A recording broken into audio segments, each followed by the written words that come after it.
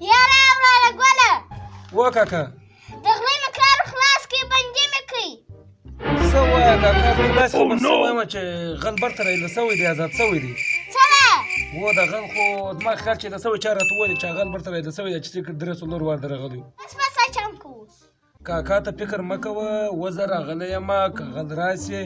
هم هېڅ نسي کوی وزه راغلی یم چې ما چې ما وویني خپله به دی زغلې دغه د وزه دا یم د خارج سره رالم خپل وطن ته رالم خپل ځای ته رالم بس کاکا اوس ته هېڅ فکر مه کوه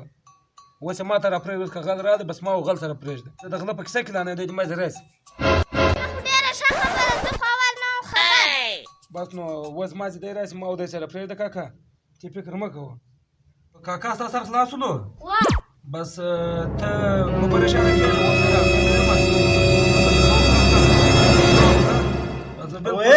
بیا مې څه زما غیبت شروع کړی دي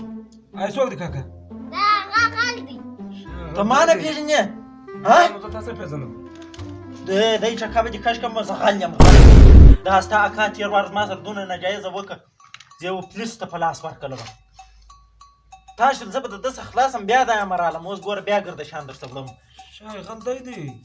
دی راولاړ سئ زه ستاسې په چم ښه پوهېږم زما ستاسې ته دلته دایره وکاږم پوهېږم دا وار به ما او تا ګورو حاجي صاحب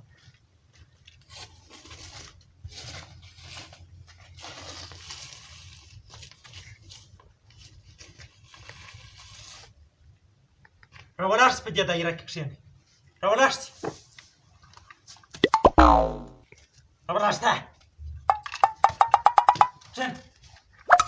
کار یې ودرته دایره ما دې پښه واړوله پر تا سر یې ولمه ټیک دی صحیح دی صحیح دی آرام به کښېنئ ما خطا باسي تېر وار خو دې په چایو کې ځان راکړله ګیلاسونه هم پراته دي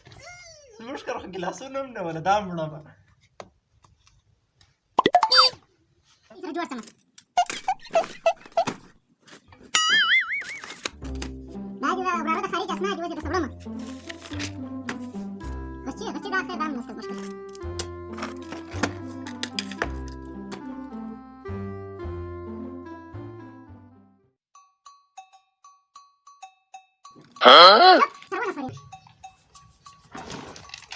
ګیلاسونه پاته شوه وایي چې ووړمه ودې وړم خبرې به نه کوه یا بس بیا نه کوي بس دغه دا یو وار یې ماف کړه بس ټیک دی بس غل ماما ستا کور ودان چې بس رالی ښه په عزت باندې برته ځای بس ستا کور ودان زه ستا سره شریک یم بیا راځم خبرې به ډېرې دا وار خو تېر وار خو دې پولیسو ته په لاس ورکړم څه مې نه درته ویل دې وار دې وژنمه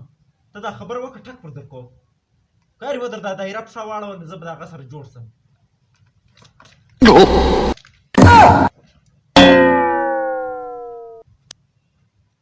یاره وروره ګله کاکا تا خو زه به دی کار ورسره وکړم دی شه کار ورته کش کړم نو ولې نه ورته کش ګرده خوله ګرده شان یو تا ته پرېږده دغه غله چې زه بیداره یم زه تر دله بیداره ولم دغه پام ما درې وار د لیک پښه واړوم no.